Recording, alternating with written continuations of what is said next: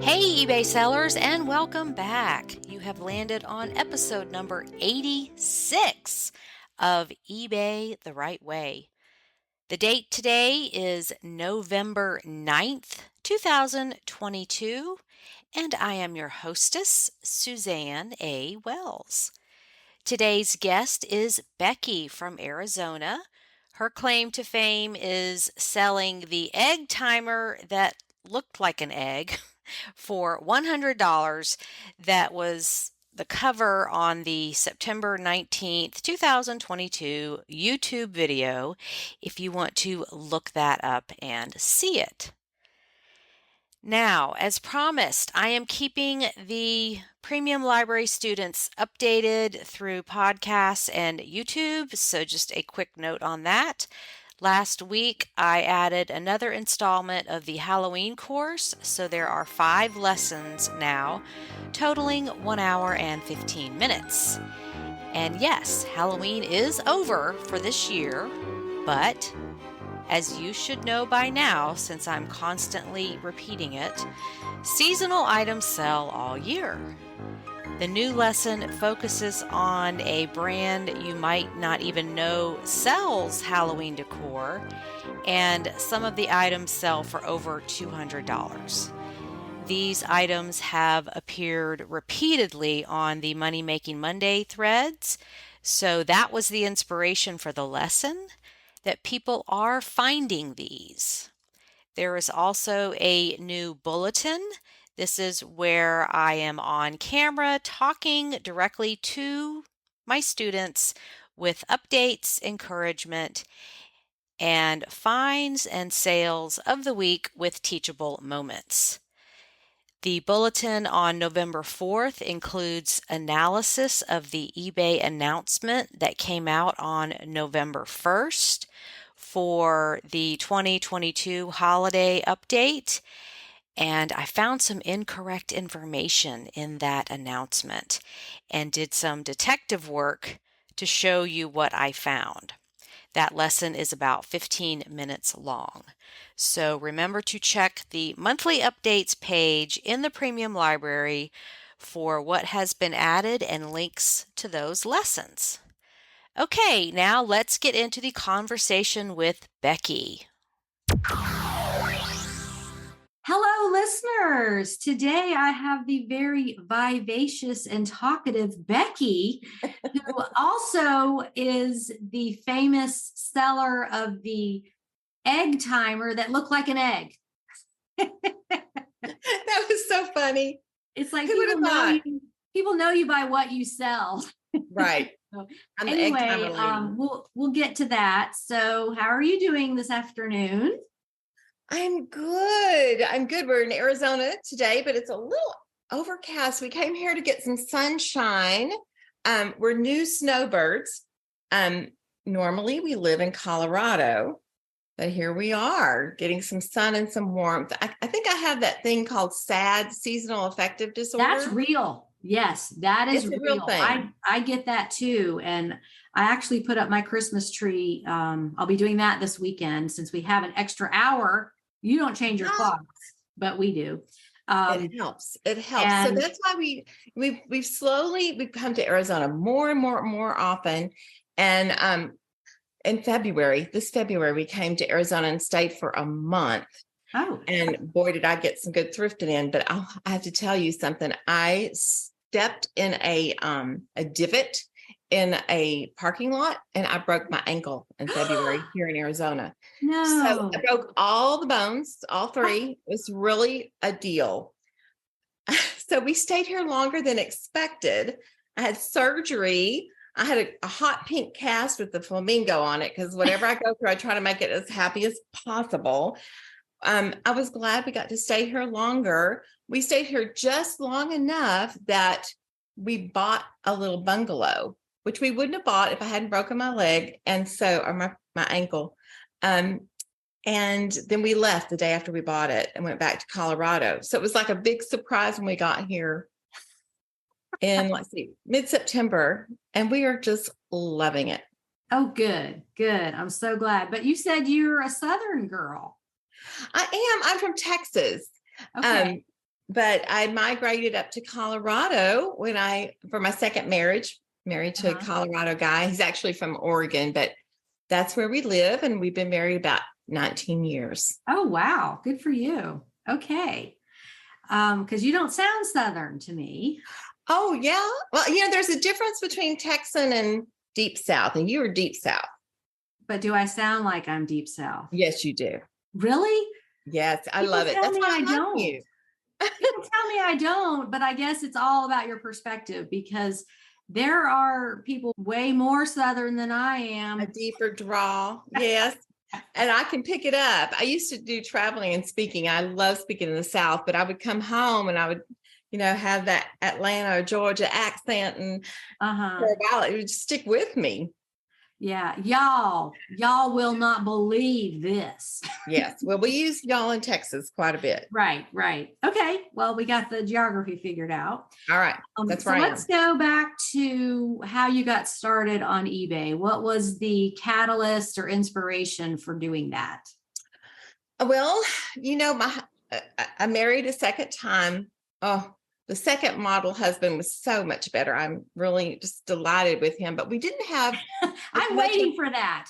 I'm waiting for that. Oh, listen, hang in there. I got a good one.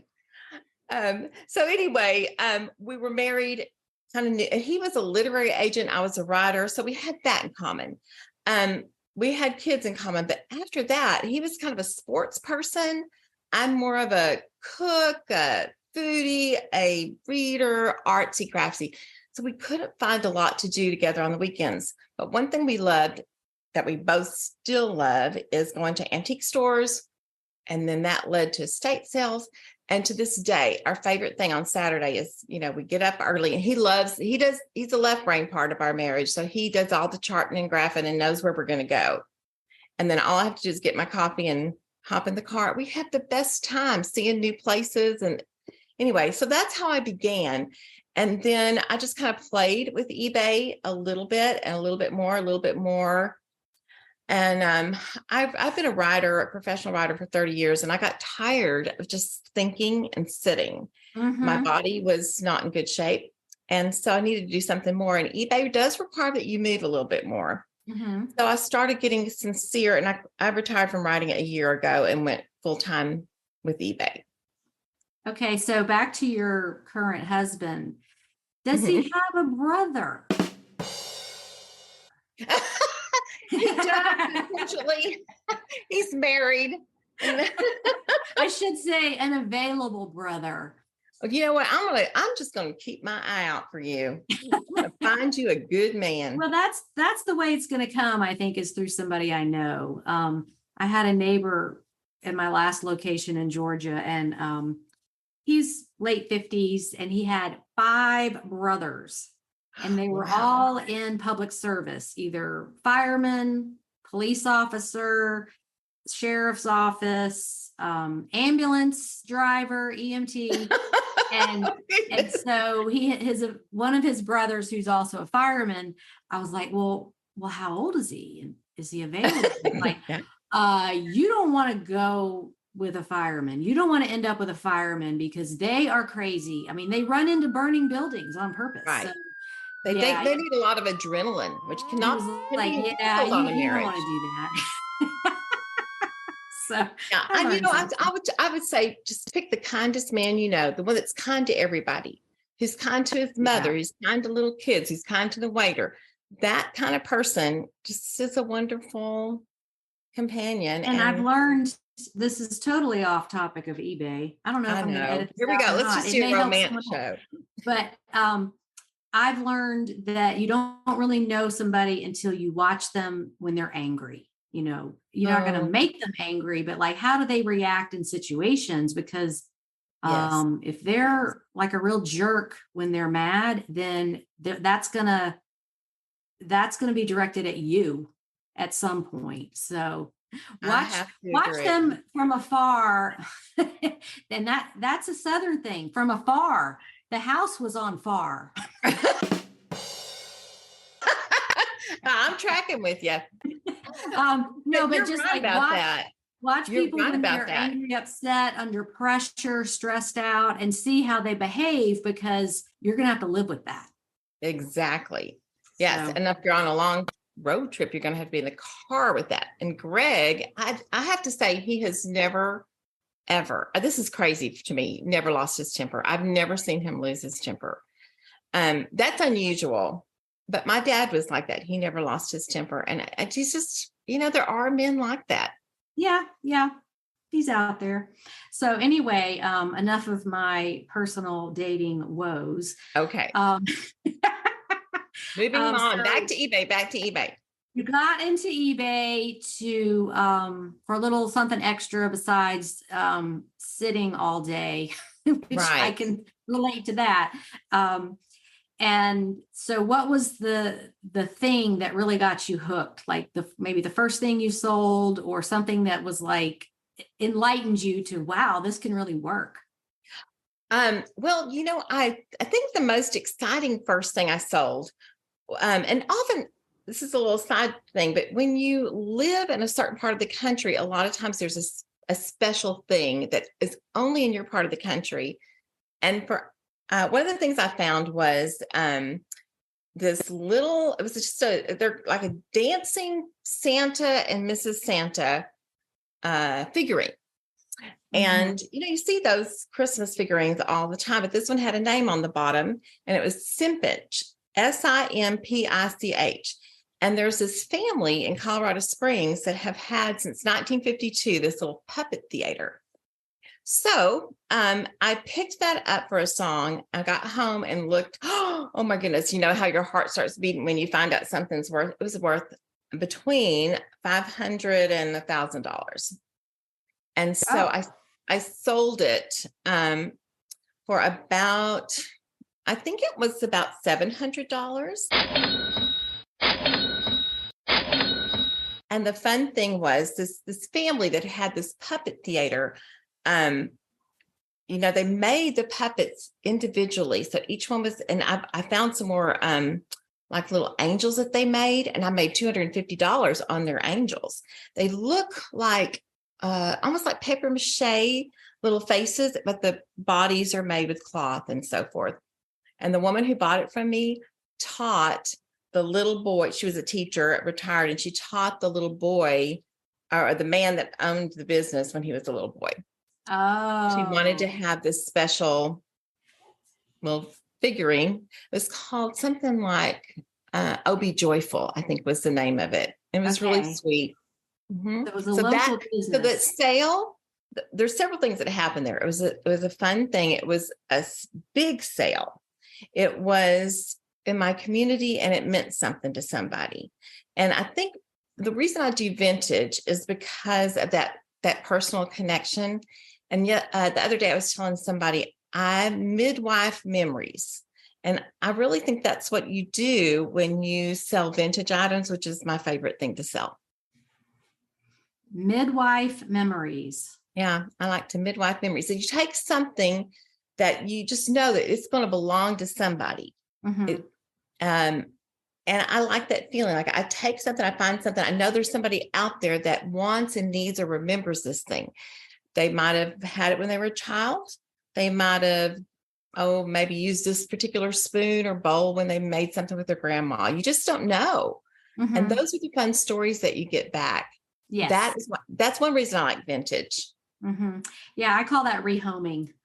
I like that. Taking, like you do with animals, you take it, nobody wants this animal, it goes to the shelter, and then it gets rehomed with a family that loves it and has a better life, hopefully. And so I feel like that's what we do, is we definitely provide a service when you're finding items, and you don't get those heartwarming stories, comments on non-vintage items. Well, not as much. True. I mean, I'm sure you do, but that's where I get the comments and messages from the buyers is, oh, I had this as a child, or this was my mother's favorite and she's gone now. And, I can have this and think of her. And it really does make you feel like you're doing something valuable.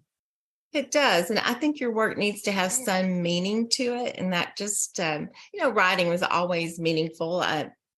But eBay, it has to be meaningful as well. And when I get those little stories of, I had this doll when I was a child, I've been looking for it forever. Thank you so much. It means so much to me. Or maybe like I had one where the mother was in a nursing home and she wanted to get the mother a doll she had when she was a child. Oh. And it was just so comforting to the mom. So, you just never know. I was just thinking, I bought recently 5 cups off of eBay. Nobody else would think anything about them, plain, but they were the cups that my nanny, my grandmother, used. I'm going to give them to my kids for Christmas and tell them this is Nani's cup. We called it Nani's coffee. Nobody else would have bought those things, but they meant something to me. Right. So you're on both sides of the situation there with providing items as well as finding items for yourself. Exactly. Yeah. Now, what kind of writing do you do? Well, let's see. Okay, I started about, I don't know how many years ago this is. I'm terrible at math, but in the early 90s, I was living in a crazy situation. We had 4 children. We'd taken them to live in a cabin. It was 835 square feet. No, 65. Sorry, 865 square feet cabin. And we slowly expanded it. But it was crazy. We lived in the country, on the lake, critters. I had all kinds of stories happening. And so to kind of make the best of a crazy situation, humor was my coping mechanism. So I would tell stories, I'd write stories. And eventually my mom, I come from a family of female writers. So my aunt was the first one. My mother was a writer. And so she co-authored my first book with me that we sold. And it was called Worms in My Tea and Other Mixed Blessings. So back then I was Becky Freeman. And so if you look up the books, that's what they would be under. So I wrote my first book with my mom. And then she and I wrote one more book, Adult Children of Fairly Functional Parents. And then I just took off. Mother retired. She went back to gardening. And I wrote and wrote and wrote. I wrote a lot of family humor. I wrote personal stories. But that also required, as you know, when you have a business, it requires promotion. And so that meant I had to back then it was travel and speak and do interviews. Of course, today that's turned into blogs and podcasts. And you really, authors, I think, have to work a lot harder now. Mm-hmm. So overall, Suzanne, I have written over 60 plus books for like traditional publishers.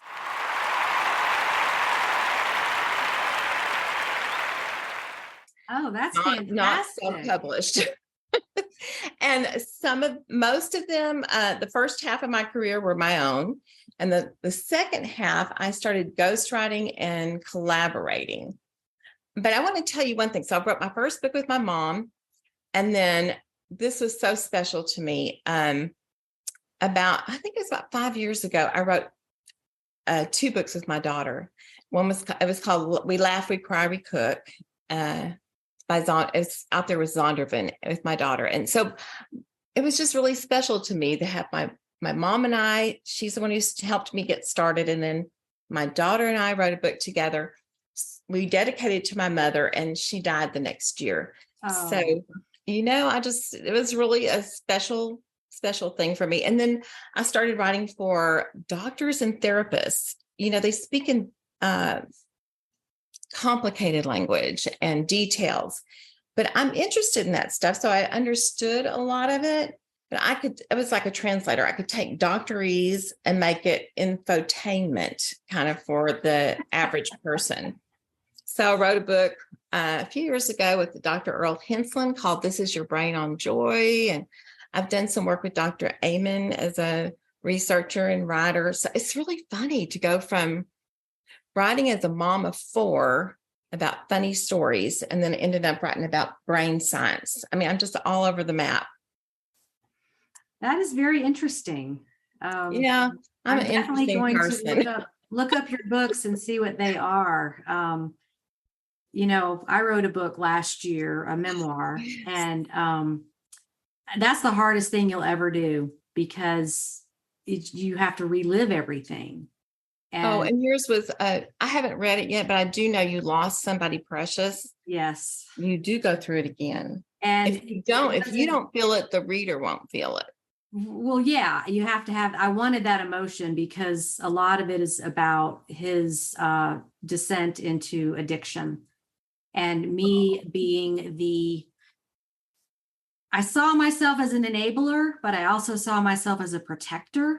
And that's a really fine line. So Yes. I know everybody eventually is going to have a loved one that faces addiction Yes. some point, and Yes. you don't really know what to do. There's no right answers. And a lot of it was about, can I live with myself if I do this XYZ, whatever the thing of the Right. day If you was? set boundaries and they Can do I something can for I live with themselves. myself if I don't help him?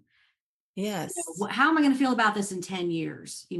That's where I was coming from. Was I didn't want to regret giving up too soon or not being his support person because he didn't have one. I just filled that role. So that was a lot of the anguish of writing, that was reliving all these decisions I had to make that nobody knew about. I'm just living my life on the outside. I look like I got it all together. But Yeah, boy, we do that, don't we?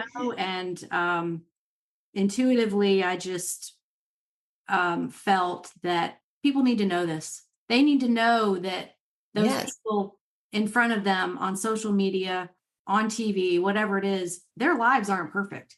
Everybody's Nobody. got stuff they're dealing with. And I've gotten such wonderful feedback, comments, and emails from people that were like, I'm so glad you did this because I went through the same thing and I didn't know what to do either. So I'm so glad you wrote that, but I can't wait to read that. You don't know this about me, but I have 4 kids. My oldest son is almost 40, and he was also mentally ill and had addictions and was homeless for a while. And I learned a lot about boundaries and what to do and what not to do. And there's, it's really complex and it's chronic and it's very difficult and it's I don't know how to explain it. It's just always there. It's a cloud hanging over you when you have a loved one like that. Recently, I think maybe 3 years ago, I did a book with a man who overcame addiction. It's really unusual. It's called Unhooked. And it is about not only his journey through addiction and recovery, but his family's. It's really interesting. So it kind of, he'll say what he went through and then what his family did to help him. But back to when you're dealing with someone, any kind of chronic issue like that, grief or, a child that has a mental illness or whatever, I found that I had to find something that was absorbing and fun and angst free in order to free my mind from worry, from that worry loop you get into. And that's where eBay came in. It's really been therapy for me a lot of times to just be able to, I could not get my mind to stop worrying. And I'll go to a vintage store, I'll work on my eBay, and that would kind of take my mind away from that loop of worry. Yeah, when it was so changes the bad. energy. And of course, he died in March of 2020, like a week after the lockdown.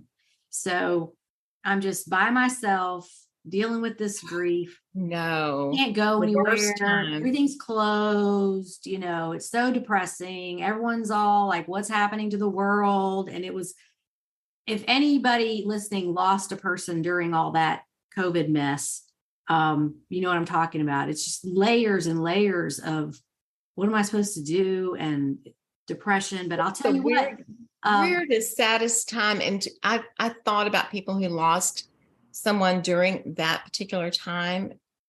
That's a trauma. It's a trauma. It's a trauma anyway.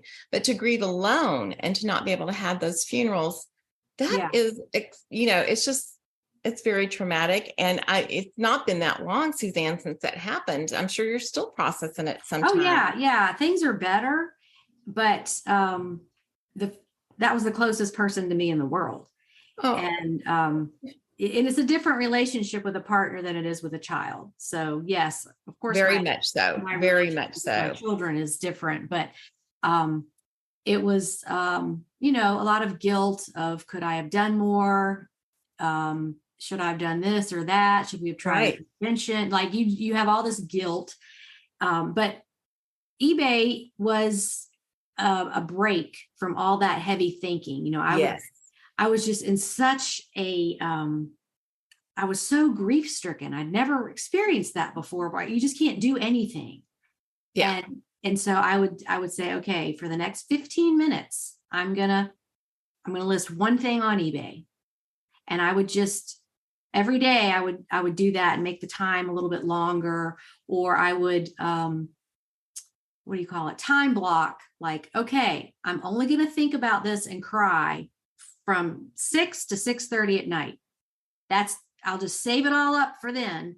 That's a great idea. And I would just Great. have my cry, because you Yeah. got to work through all that physical grief. You got to get those tears out. There is some studies, I'm not sure, how true it is, but I have heard that there is a different composition from tears of joy and Mhm. tears of sorrow. And the tears of sorrow have chemicals in them that I really believe that you need to get out. That's why Yeah, you it's feel like a bit of a purging. lifting. Yeah, you're It's a purging that. purging. And some people, they cry for a week and they're done. No, me, it was a year and a half every day. I would just do it in private and just, it was like exercising. It was just to release that grief. Yes, And I get it's it. whatever you need it to be. David Kessler's books helped me a lot. I read every single one of them. Oh, I have to write that down. Okay, I'm And, looking at that. he's a grief expert. He was a hospice worker. Oh, wow. So he is quite an expert on it. But anyway, I didn't mean for this to turn into No, talking that's about that. okay. But no, the point it's is that eBay is a welcome distraction from these serious, heavy things you're dealing with, no matter what it is. Because Exactly. you can focus on that.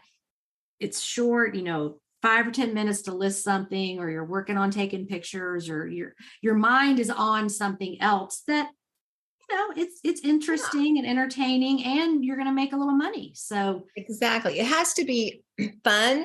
It has to be angst free, and it has to be absorbing. And you just need those. But you also need, like, I would just, when I went through a period of grief after I lost my first marriage, and it was every morning I would just try to go ahead and get the tears going and get it out over, because I would feel a lifting afterwards and I could function for a while. So I've just got to where I just cried in the morning, got it over with. yeah, and I can see why people that are dealing with grief end up with addictions themselves, drinking Yes. or pills, because it's just Yes. painful. You just don't want Yes. to feel the pain.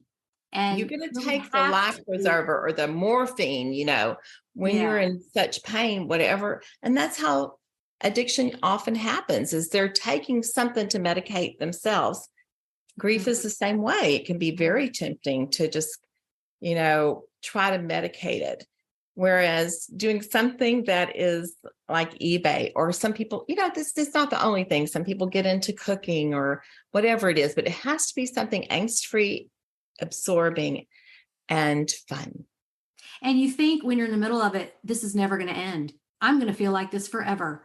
And you just can't see beyond what you're dealing with. But time definitely helps. And you're not being disloyal to the person if you're not grieving for them. I had to figure that out, because That's true I too. was like, if I'm not upset and crying about this person that is gone, who is? So I need to do that. To keep their So memory alive. it Yes. was a Well, guilt thing. it sounds like you got a good book and you had a good roadmap through grief. You just can't, it helps a lot to have somebody go through it with you, both a professional person, a therapist, or a group. but also just maybe a friend who's already been there and is on the other side of the bridge to say, Mhm. you know what, I know you feel like this. I did too. But on this other side, I promise you there's an other side and it will be better and you'll be okay. And those people really mean a lot when you're going through the middle of it. Mhm. Well, and I hope that this little conversation helps somebody out there who might be. We're really off subject, but yes. I mean, because at some point, everybody's going to have to go through this sometime in life. It's unavoidable. It's part of the human experience, and It so is. Well, I um, cannot wait to read your memoir. That is, tell me again what the name of it is. it's called Chicken and Dumplings from Heaven. Oh, I love that. I love And that. that title is significant to something that happened. He was a chef. That was my favorite Oh, thing he made for me. There's a bit of a supernatural twist in after good. he died. So I'm just going to leave it at Oh, that. So I um, will so look forward to reading that. That is wonderful. so let's get back to your eBay, and I want to hear about this $1,700 sale that you timely. It just happened perfectly right before this podcast. And it was so funny because with snowbirding, that is a whole new thing for me. And I know you've just moved as well. So we both are trying to figure out how to do this, but I've got to go back and forth. And I'm still figuring it out, to be honest. I went from having 700 items on my eBay and I took it down to 70 because that's what I could fit in my car. Ah, but Well, wasn't that you that just bought the giant lot of egg coddlers? oh yeah, I'm buying here. So already got it back up to 100. Okay, we'll talk about that in a minute. So Okay. Yeah. yeah. So I'm feeling, I don't know exactly how I'm going to do this thing, but I do know that whatever I do, I've got to, like you said, get things that are a little bit smaller that I can fit and I can take back and forth. I might leave some Okay. things here and some things there, but if you close your store, and you open another one, some people have said, well, why don't you just have a store in Arizona and one in Colorado? I feel like closing the store will just be bad for the algorithm. And I'll tell you what, going from 700 things to 70 things is bad for your, your algorithm as well. Yes, Plus that is taking time drastic. off. Mhm. So, I mean, really, last week, before I had the $1,750 sale, I sold a $25 elf. As things had gotten really slow, but I brought these things with me. So I found at Goodwill in Colorado near our home 4 great big Japanese intricate drawing looking things. I didn't know anything about Japanese art, but they looked interesting. There was like samurais, warriors, dragons, all these things that that boys love, and they were very detailed. And they were marked. I think they were $5. I ended up paying $3 each, and they were framed and they were heavy and they were bulky. I took them home and I very carefully opened them and I saw that they were, maybe something special and very old. Well, long story short, I did find out that they were, and they're called Japanese wood blocks prints. And they were from the late 1800s. And they were by an artist called Yoshitoshi. Wait, is that where the writing was backwards or something? Yeah, well, the writing was Japanese. I had to get my Japanese sister-in-law to interpret it for me. Okay. So on the edges, it had a lot of Japanese imprints. And she said, it says something about ghosts, she told me. Well, it turns out that he did a series of these woodblock prints called 36 Ghosts. They're valuable. They were, and they were original. People do sell them, but a lot of times they're not original. You can tell they're original because when you turn them over, it's a bleed through on the back. And plus the paper is it's rice paper, it's thin. Anyway, long story short, I ended up selling all of them for around $2,400. Ah, Can you believe? I sold one right away. And then last week, when things were so slow, I sold the other 3 for $1,750. So that is the biggest sale I ever did. And, from $12 to $2,400. I'll never have that happen again, I don't you think. don't know that. And Well, you don't know. You what just don't a know. But it what made me great interested in Asian art now. Of course, when you learn, you have something like that happen, you kind of go down the rabbit hole learning about it. Mhm. So one morning I was looking up and I saw on my shelf this Asian ginger jar. It was really pretty, but I'd had it sitting there for several years. I got it for $5 at a thrift store. I decided to turn it over and it had a Chinese marking on it. So now I can use Google search. I didn't know about that, or Google Lens. And Mhm. I did it and it came up and it was, I could tell, a valuable piece, fairly valuable. Anyway, so I sold that for $300. Ah, and So, that was just a personal item. yeah, it's sitting on my shelf. I had no clue. I'm really getting interested in Japanese and Asian art now just because of that. Things that you would, completely overlook before are very interesting to me now. Okay, and how handy to have a Japanese sister-in-law. Well, comes in very handy. I love Mickey. So is this your brother's wife? It is. They live in Hawaii. Oh, okay. Oh, well, my brother's wife. I'm sorry. It's my husband's brother's wife. Okay. Great. Yeah. That's Sorry. really He's taken handy. 2. Yeah. I wish Greg had another brother for you. Well, well, I'm kind of far away. Okay. But so you're a snowbird. So how many months are you in Arizona? Well, this is new for us, but we are planning to be here 8 months a year, I think.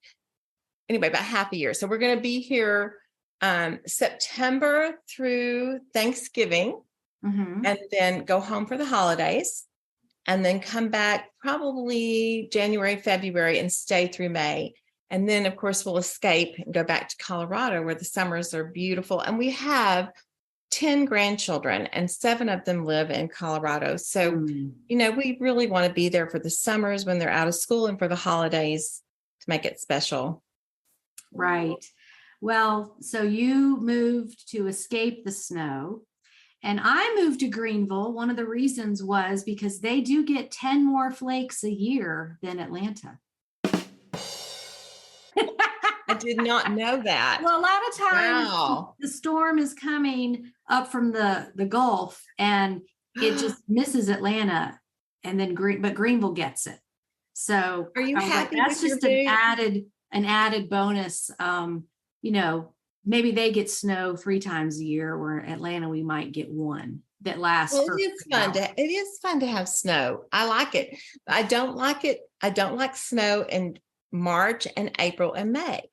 By then I'm ready for green. We get snow all the way into May, all the way. I've had it on Mother's Day before. It's crazy. And also with that seasonal affective disorder, you really want that spring. You're just waiting for it. And Colorado really does not have much of a spring anymore. It's just snow and then it's summer. Have you tried the blue light for the? I did. That's so funny. I tried everything. Yeah. So supposedly the blue light, it tricks your brain into thinking that you're getting more sunlight because, it is a real thing. If you don't get enough sunlight, and it really does help. Take your vitamin D, glasses even that you wear for 30 minutes a day. Make sure you get outside when it's sunny. Even if it's for 10 minutes, stand on your deck and face the sun or whatever. Because the holidays are depressing for a lot of people because they're missing loved ones, or they don't have money to do things they want to do, or it's just like it's so overblown. It's so like we get marketed to death. They were putting Christmas stuff out in the stores, before right after Labor Day. Right. Like the holidays in between don't matter anymore. And well, the good thing for eBayers is, they start buying our Christmas stuff in October and sales pick up. But you're absolutely right. And with 10 grandkids and all those kids, Christmas is exhausting for me. It really, it's wonderful, totally wonderful. But by January, I am just a puddle of exhaustion. And so I really love the going back and forth. So when we're here, it's kind of like a little honeymoon. It's just the 2 of us. We remember, oh yeah, we're married. We have fun. I remember you. But when we were back in Colorado, it's much more, we're Nani and Poppy. It's about the grandkids, we're mom and dad. And we don't mind that at all. We love it. But it's really nice to have that period to concentrate on family. And then here also in Arizona, everybody's retired. So there's friends have time. Greg golfs. I go out to lunch with friends, and it's just kind of nice to have it all separated. I'm really enjoying this. I'll let you know how I feel in 3 years, but I love it right now. Well, I can say I am enjoying this chapter of my life because my kids are 26 and 28. They are completely independent. They want to be independent. They don't want to ask me for anything. And I don't have any pets. They all expired. I had 4 at a time, and it was like 4 years in a row, I had to put one down. And I just, I can't do that. I'm painful. My animal soul is just used up, I just love, I understand after losing 4, that's painful. Yeah. I'm mobile. I'm not, I don't have to take care of anybody but me. And so as a caregiver all my life, I can now direct that energy towards myself. And, I have a joke with my kids. I'm like, this chapter of my life's all about me. It's a selfish phase. I'm just going to do whatever I want to do. And I've never had this before. So it's very liberating to be able to do whatever you want and not have people or animals depending on you. Exactly. And, I don't know how long this period of time will last, because with all of our kids, and I have an aging father, I may go back into caretaking, but right now, all our kids are settled. Even the son I told you that was, having problems, he's doing great right now. I don't know. It's just like a little magical time, and I'm going to enjoy every single minute of it, because I know there'll be, a time where I have to jump in and take care of somebody. But right now I'm having fun. I'm going to enjoy all of it. And you're kind of the poster child for my target audience. I kind of attract people around my age in the same station of life. I mean, there's all kinds, but really 85% of my audience is between 50 and 65. So a lot of pre-retirees, retirees. So let's talk about your eBay workflow, since you're going to be talking to a lot of people in your same station of life. Yeah. Like my workflow, meaning like what I do or weekly, like what, where do you get your stuff? How much time do you spend on it? Kind of what it looks like. Yeah. Okay. So estate sales, I really love those. I know some people think that's kind of sad, but I don't think it's sad at all. When I go into a home where someone's, passed away and left their items, I feel like it's a blessing to be able to take the things that they loved and make sure they go to somebody else who will love them. They're not just going to be thrown away. So, and I don't know, I just love it. I feel good energy when I go into a home. Of someone who loves their items, and I want to make sure that they go to the right places. So I love estate sales. I also, though, do a lot of Goodwill and Savers and thrift stores. I love those too. And you never know. You just don't know. I have a little honey hole here in Arizona where it seemed like I always find something good. The first thing I found there was a little Madame Alexander doll. And it turns out she was rare. She was little and about 10 inches tall. Her name was Klondike Kate. And she turned out to sell for, I think $450. Awesome! Totally awesome! And every time I go to that, it's a little honey hole in Arizona. I have to travel 40 minutes to get to it, but I always find something good there. So you never know. It could, and those Japanese prints, I found them at my local Goodwill. You simply don't know where you're going to find them. I did something kind of fun a couple of weeks ago. I've never done this before, but I did an online estate sale. Have you ever done those before? I have looked at them. I've never bought anything, but I have looked at the pictures. I was left alone for a weekend. Greg was gone and it was raining. Unsupervised. I was unsupervised and it was raining. And I had 2 days of that. And so I decided I'm going to try this. And it was really fun. I ended up winning about half the sales, and I only spent $65, half of the things. They came in lots. I knew I was going to have to probably, just get rid of some of them. But what you do is, at least this one is you bid on it. And I would not bid until the last 30 minutes. Just get yourself a cup of coffee, sit there the last 30 minutes and bid. And then you pick them up locally. So all I had to do was drive to the house and load the stuff in my car. And I did get some amazing things. I got a tea set. And so remember, I paid $68 for all of this stuff, but I got one tea set that was worth $400. You never know. So I think, where do I get stuff? Everywhere, Everywhere you can. Yeah. Yeah.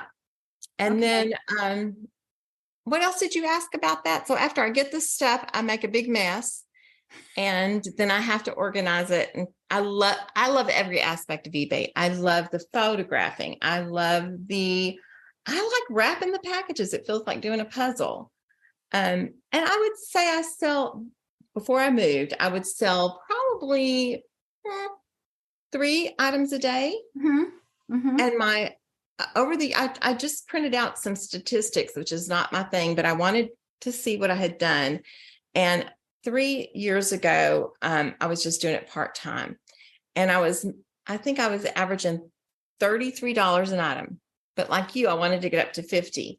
Mm-hmm. And I just noticed that this last 8 months, I have gone up to $48 an item, which I'm feeling really good about that. Yes. I felt really good about the money I was making. And then I discovered when I printed this thing out that eBay takes a lot of it that I didn't realize. So yeah, you got to watch your statements. That's right. I do. I mean, so I think I'm making about $12,000 a year net. Okay. And I would, I thought it was more than that, but hey, it's progress. Well, but in some parts of the business, you can't put a price on, owning your time. That's true. You're out running around, going to thrift stores, and I'm gonna grab some lunch, and it's fun going. And if you're feeling the mojo and you're finding stuff, I've been gone for 8 hours. Hunting. So we get lost in flow, in that state where you don't know what time it is, when time just doesn't exist. And yeah, that means you're doing what you're supposed to be doing. If you don't even realize time is passing. Yeah. And what you said about your average sale price, I have changed that. Oh, really? Okay, tell me what you're doing. Because everything's so much cheaper here. Things I was paying $6 for in Atlanta thrift stores, here I'm getting them for 50 cents to $1. So that's a game changer. I'm picking up things that I can sell for 25 if I'm only paying 50 cents. That's right. That doesn't work out as well when you're paying $5 for that thing. Exactly. So, and then over time, over time, that's going to accumulate and make your money when you buy something. So I don't have to worry about getting as high prices. So that's true. If people are watching my store and they're seeing things for, $25, that's why I'm doing exactly lower price items. That was a quarter. Or senior day. I was somewhere on senior day and I found all of these travel size Neutrogena things that you can put in a lot, the shampoo, conditioner. Oh yeah. And they had this giant tub. It must have been 500 in there. And so I picked through all of them and I pulled out the good name brands, and it turns out that they were like a nickel a piece. Oh, wow. And I wouldn't have even seen that in Atlanta. They would have had 3 of them bundled up for $4 or something like that. It was like, I almost just asked, could I buy the whole thing? This whole giant Tupperware. Well, sometimes it's worth it just to buy. Yeah, I didn't. It depends. I try not to get too much stuff in here, right? Right. So, I know. It accumulates fast. Bottom line is that your business is going to pivot. It's going to change based on many different factors. And I don't know if you're seeing that in Arizona, if there's much of a price difference from Colorado.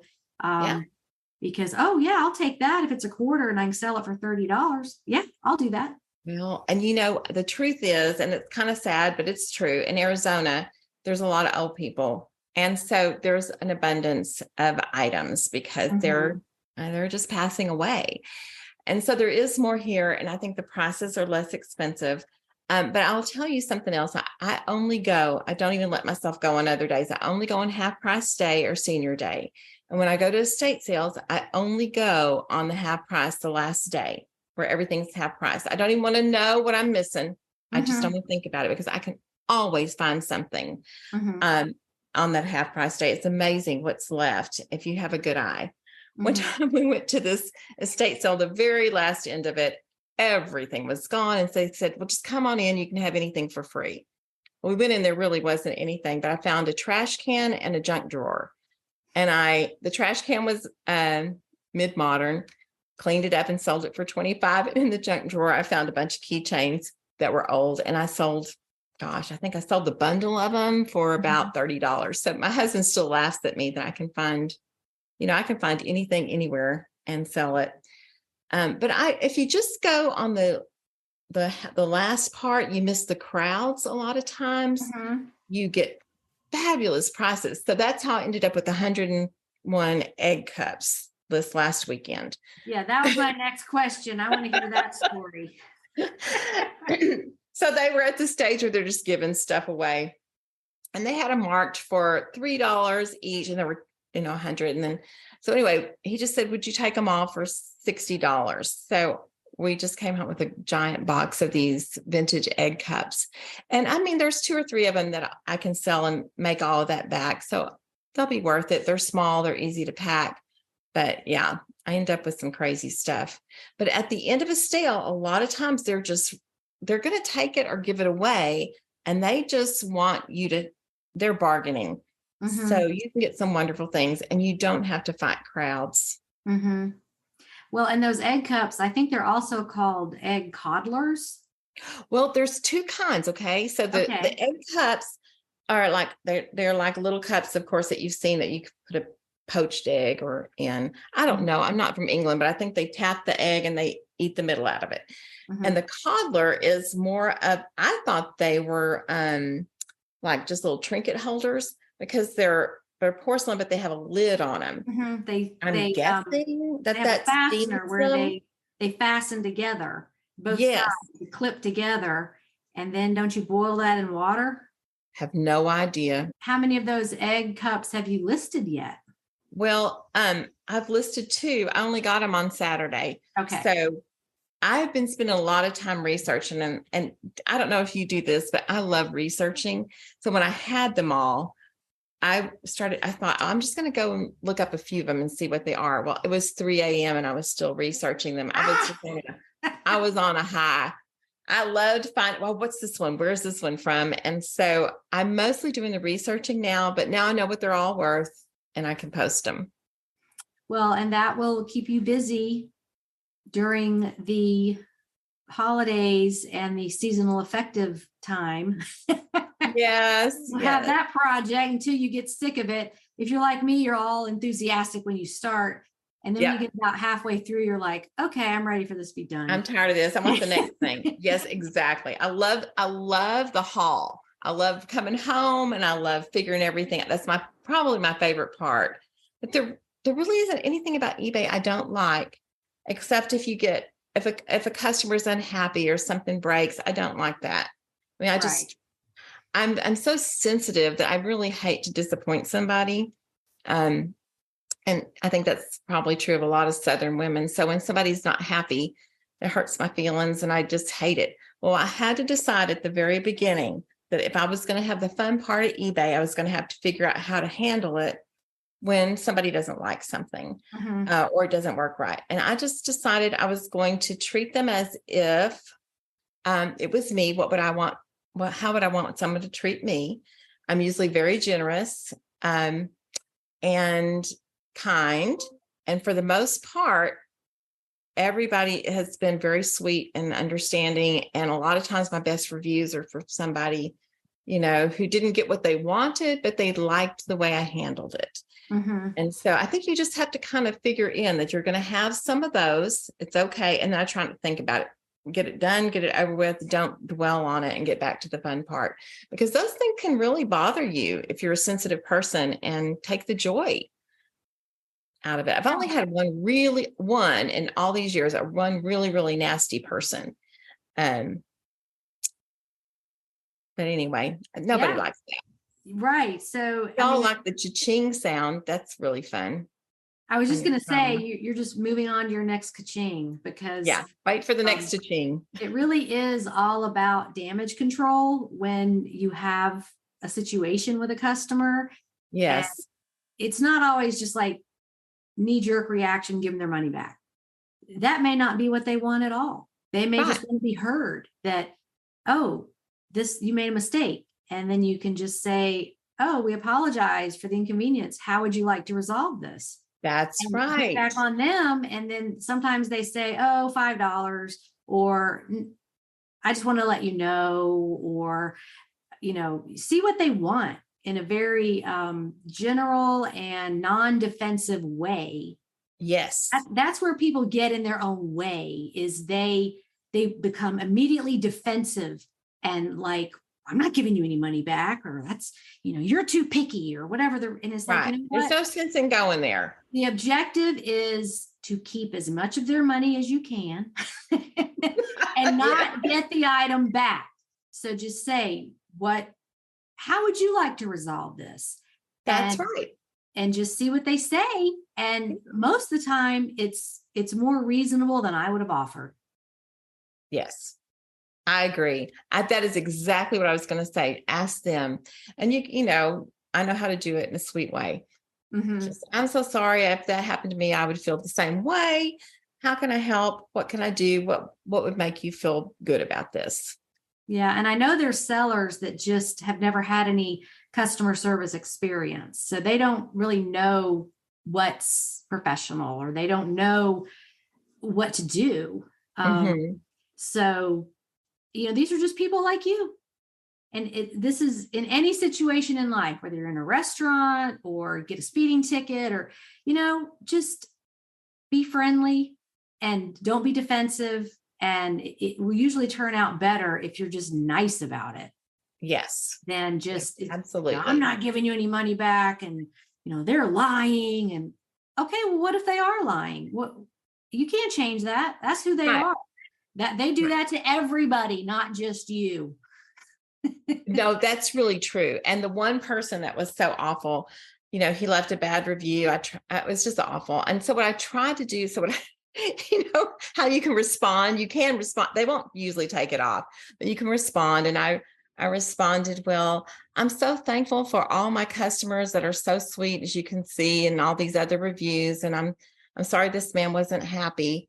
And I really felt like he was kind of misogynistic in the way he answered it. And I said, I think people that read this review will understand the bigger picture, Yeah.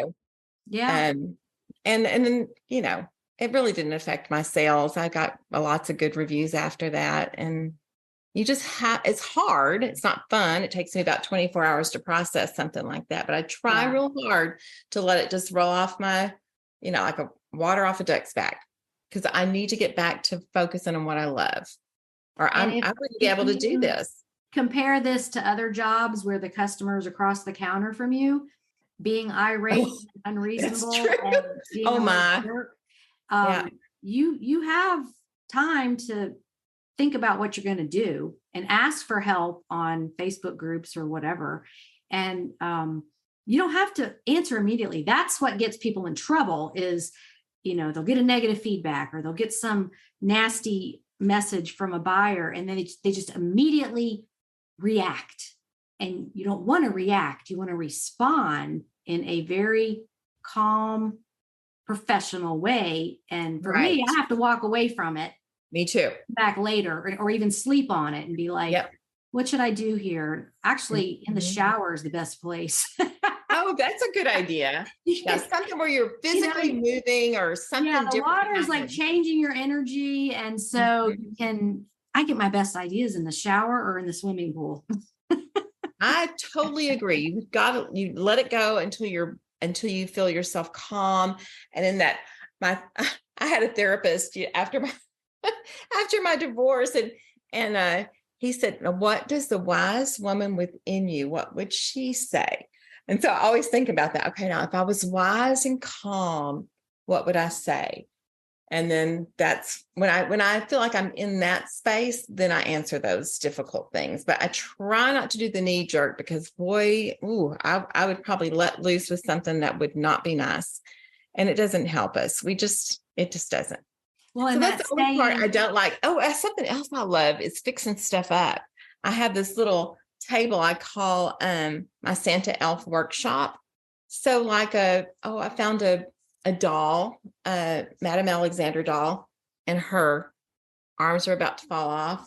And so I sewed her up and I, fixed her up, did her hair, put new ribbons on. I mean, I love that kind of thing. And I even figured out how to fix some things that have little tiny broken parts. I found out if you mix Elmer's glue and baking soda. Have you ever done that? no. It makes so like chalkware or things like that just have a little part missing. You can kind of use that as like a little molding clay and put it on there, and it will help hide the spot and then paint it. But I always tell people if I do that, I will say it has been repaired, but you still get more for it if it's been repaired. And Mhm. I like fixing stuff up. I used to try to fix people, and now they didn't like it. They didn't appreciate it. So So now that would be called rescuing. it So would you be. like It would be. rescuing and rehoming. I'm the same way. I look at things like I'll go to the clearance section of the thrift store, and Uh-huh. sometimes it's stained items or they're broken. Right. And I look at things with the eye of, can I fix that? Yeah. I can. I found a cashmere sweater for $1 the other day, and it had this little hole on the Wow. underarm, right on the seam. Yeah. So Easy to it took fix. me Easy longer fix. to thread the needle than it did to repair it. Yeah. And just I look for that. Wow, $1. What can I easily repair that all these other people before me have just left this item here? And I can fix that, or I can just sell it like that. That's right. And yeah, so I think It's very satisfying. to rescue and rehome. I don't like doing big repairs because I just don't want to. Right. And often it's not worth the time unless you just get a joy out of it. And Right. I was such a people fixer that I really just enjoy fixing things now. Mhm. I was, I like to baby and nurture things. So I got cats. I do that to them now. My children are so much happier now that I'm fixing things and babying cats and letting them just Yeah. be who they are. I went through a time in my life with that, like trying to change people. And it's like, you can't. People do not change unless they want to, but I can Right. change myself and I can change my reactions. That's to right. things, and I can think how I think about things. So Yes. let me say that It's again. the only thing you can really change. I can change how I think about things. And usually it's some kind of situation I'm not happy with. And I just keep telling myself something's going to come out of this. I'm going to meet a person. I'm going to learn something. I'm going to see a situation in a different way. This is going to benefit me somehow. Just right now, when you're stuck in it, you're just like, oh, I can't believe this is happening. But Right. Right. You just have to change the way you think. And most things, I mean, there's some things that are so tragic, you can't really it's hard to find a blessing out of it. You just, that maybe that your compassion increases. Yes. But most things, like when I broke my ankle, I was immediately thankful because I broke it where I like to be in Arizona, and I got to stay here a little bit longer. And then by being here a little bit longer, we were able to find a little house that I wouldn't have found otherwise that we could afford and come back to. So you never know. I mean, most things that are difficult, you can find purpose in the pain, or you can make it better. Or you can just see that it's going to lead to something that you didn't see before. But a lot of it is your attitude. It's really, it's the only thing we can change is our attitude. It really is, and how we see things. Mm-hmm. And I think about, if I'm on this planet, let's say I live to be 90, is this thing significant? Am I going to care about this in a week, a month, a year, 10 years? And That most helps of the time, too. it's no. It's like, this Yeah. is such an insignificant thing in my 90 years on this planet. Just move on. That's right. Yeah. And that does help us. You know, even when you get like a nasty email, is this going to matter? I think I could just move on and enjoy my life a little bit more. Yeah, I Let it totally go. agree. Okay, well, we've been going over an hour now. Uh-oh. I hope we've Yeah. given people some practical ideas for eBay. I feel like we did a lot of relational and emotional and life talk as well. Hopefully that's helpful to somebody Well, and I think psychology is involved in reselling. There's a lot of psychology on both your part and the buyer's part, because again, back to the people that are nasty, which I don't get very many of, but No, I don't either. They're just a very small, like I said, one really. But what my mind goes to, and I've had to train myself to do this, is like, okay, wait, this is not about me. They've had a bad day. You know, maybe their spouse was ugly to them, or they had something happen, and I'm very available to abuse. Everybody is, when you're just emailing or sending messages, because you're sitting at your computer and you don't know that person, and they're just convenient to unload on. And Right. So you just have to program yourself to think about, like, is this about me? Not, it's usually not. It's usually something in their world. So Okay. don't. Well, before we sign off, I just want to thank you for all that you do and have done for us. And I know putting yourself out there on YouTube, sometimes you know, anytime you put yourself out there on social media, you are putting yourself out there to be vulnerable. I appreciate you going through that so that you can get to people like us who need it, who appreciate it. You have made so much difference. Your videos have, I mean, you wouldn't believe how many things I have learned from you. And then I'll just go and I'll find that thing, or just I like hearing your voice and the people that do this, so I don't feel so alone. It can be very isolating. And you know, I still have got to get into that premium library. I can't wait to try that, but I have not done that yet. So, well, and I've that's done a time all the thing. videos that you have That's on a time YouTube. thing that you have to have time to work through it. And it's set up to where you can come and go. So you can look at, there's a place called monthly updates and it goes back 2 years. So you can see what was added when, and it links to it. So if you want to take a break for 3 months to move, or, you know, go be grandma during the holidays, you can do that and then come back, and you can see what was added chronologically, so that you can catch up. Because a lot of courses I do have multiple segments. Like the plush course, I think, has 11 lessons now. And I just keep adding to it as I learn stuff, or, you know, I've got a big list of things to do. And, you know, as a writer, you make lists of things. you probably work through about 10% of it, but anyway. Right. Well, I appreciate that. So, this, when you have time, you can check that out. But I'm going to. I appreciate you taking the time to come on the podcast today, and we will look for more of your amazing sales on the Facebook group. Oh, thank you. I appreciate the Facebook group. They're very supportive, and it's a lot of fun to see what everybody's doing. Yeah, it is. Okay. Well, have a good afternoon. You too. Bye. Bye-bye.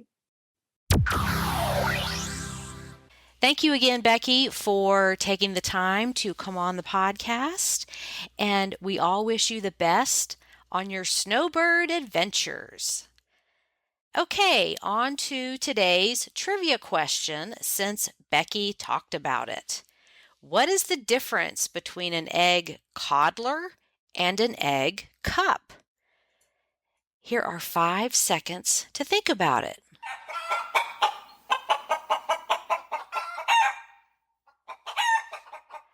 Okay, an egg coddler is a small jar, usually made of ceramic or porcelain, with a hinged metal or ceramic lid. These can even be egg-shaped, but you can recognize them by the hinged side. The way to use it is to crack 1 to 2 eggs inside the little container. Add any other ingredients like you would put in an omelet or even no ingredients. You can stir that up or not stir it if you don't want scrambled eggs. Then you place the coddler in a small pot of boiling water for however many minutes to achieve the desired doneness. And there are charts online that tell you how many minutes to boil for soft boiled, hard boiled, scrambled, etc. Then you remove the coddler from the boiling water and eat the eggs right out of the container. Now, an egg cup is a different thing. It is a small cup on a stand that you eat soft boiled eggs out of. Something you would see on Downton Abbey. It is more of a British thing. It's just a fancy way to eat soft boiled eggs right out of the shell without having to peel it. And Americans typically don't use egg cups. They're just tiny, cute little tableware specifically meant for holding a single soft-boiled egg. So now you know the difference. When you are out there in the world sourcing and see these funny little things, you will already know what they are. Okay, next week, my guest is Dr. Stephen Gittler.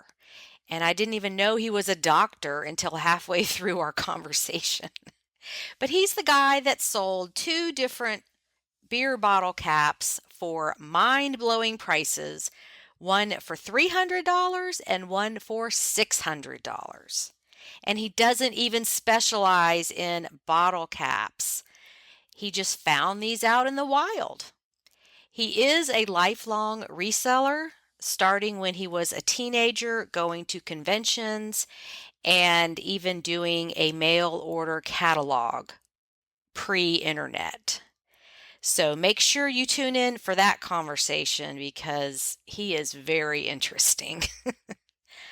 Okay, thanks again for coming back every week to listen to my podcast. I appreciate all of you out there. And that's a wrap for episode number 86. And I will talk to you all next week. Have a fun day on eBay. Bye for now.